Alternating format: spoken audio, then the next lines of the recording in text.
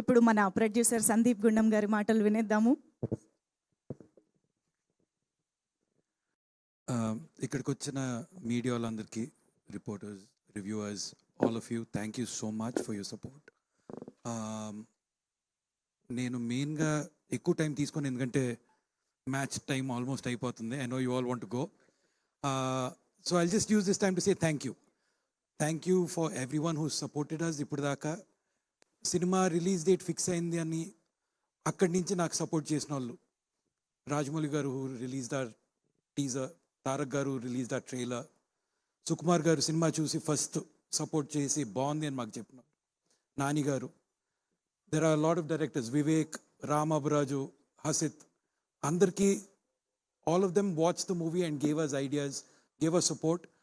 For a production company that's just starting out, this is a huge, huge, huge help when there's that much support. So thanks to all of them. Thanks to my team.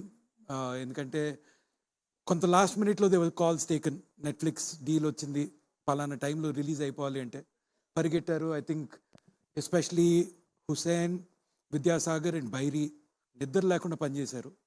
And I think they've given a great product. So I have to thank them for that.